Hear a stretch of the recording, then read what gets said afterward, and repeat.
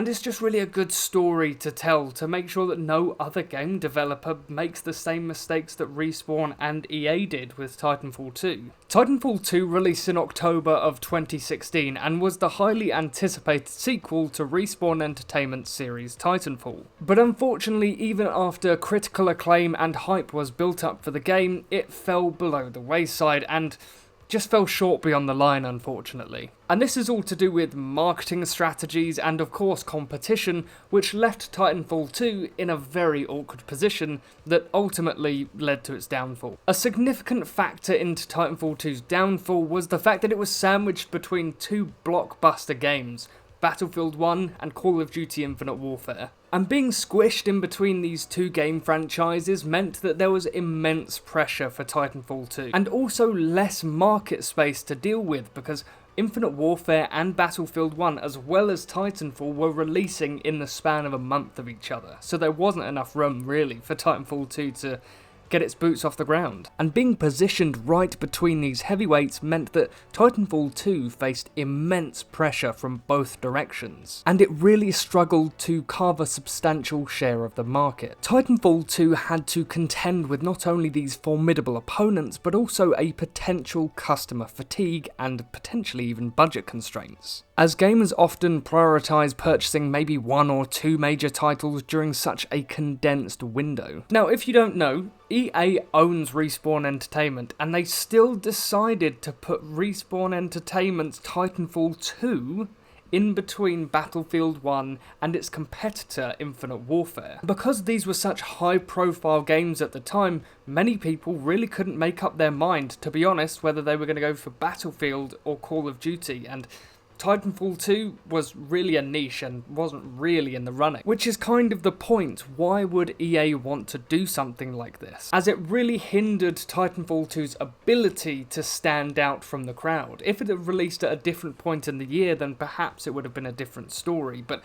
unfortunately, EA made a blunder. Effective marketing strategies are an essential way to promote any video game, to be honest, especially if it's in a crowded environment. And furthermore, EA's broader strategy at the time focused heavily on pushing Battlefield 1, which likely received a larger share of the market resources with promotional efforts and so much more. And this left Titanfall 2 with comparatively less visibility and customer awareness, which is crucial during the launch period. The original Titanfall was lauded for its multiplayer gameplay, but criticised for its lack of single-player campaigns. Titanfall 2 addressed this with a critically acclaimed single-player mode, but this improvement was not sufficiently highlighted in its marketing efforts. Many potential players, especially those unfamiliar with the series, remained unaware of this significant enhancement. Engaging with the community and establishing a strong fan base is the key to any game's launch. Titanfall 1 was multiplayer only and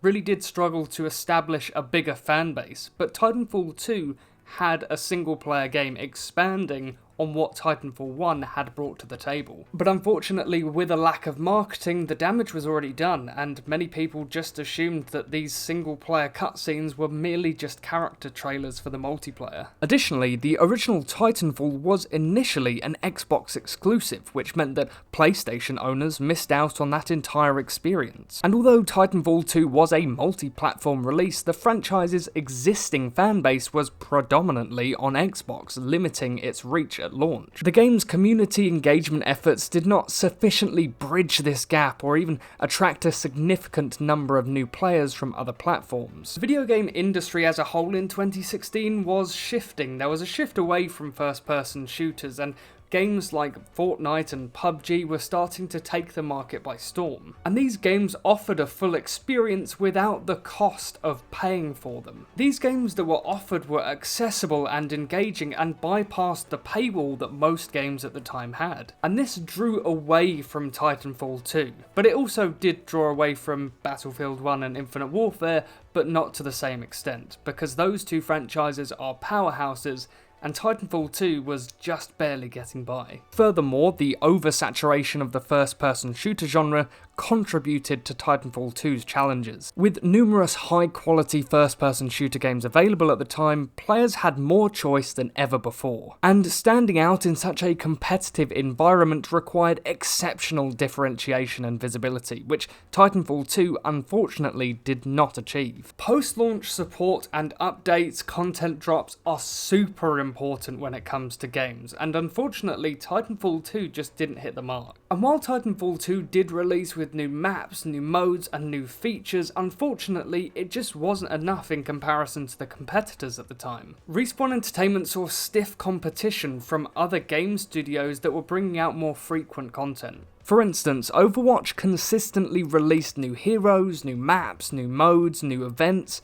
keeping its player base engaged and attracting new players with these new releases. Whereas unfortunately Titanfall 2's content updates, though well received, were not as frequent or impactful, which may have contributed to a decline in players' interest over time. Despite its commercial struggles, Titanfall 2 was received really well. The single player was outstanding, the multiplayer was smooth and rapid, and the Titan mechanics offered something that many other game franchises just didn't offer. The disconnect between critical reception and commercial reception are two very different things.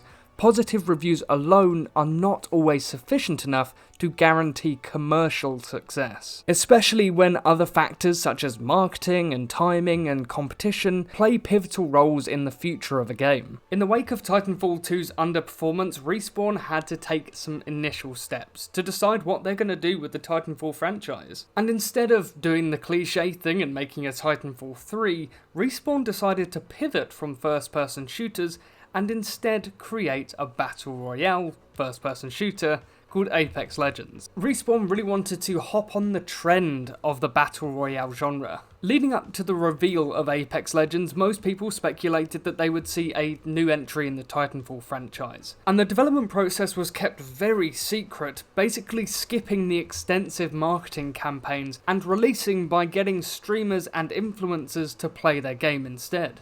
And by marketing the game this way, it gathered way more attention and momentum than it would have done if it had released in a traditional way with 4 different trailers and then a gameplay trailer and then release. The launch strategy for Apex Legends was markedly different from that of Titanfall 2, leveraging popular streamers and influencers, and Respawn as well as EA generated significant buzz and instant player engagement. And this kind of guerrilla marketing tactic paid off pretty well, as Apex Legends has attracted over 25 million players in its first week. And with its free-to-play model and polished gameplay, it drew in widespread acclaim. Apex Legends also offered some unique factors that weren't really seen in other games at the time, like non-verbal communication with the ping system, as well as unique characters with unique abilities. And this refined squad-based mechanics system led players to kind of fall in love with Apex Legends, and really differentiated it from its competitors and promoted rapid growth for the company. Respawn's ongoing commitment to engaging with the community of Apex Legends and providing regular updates, including new characters, weapons, and seasonal events, have been instrumental in maintaining player interest and sustaining the game's success over so many years. The studio's responsiveness to player feedback and dedication and to improving the game have helped Apex Legends build a loyal and active player base. The success of Apex Legends left a really bad mark on Titanfall.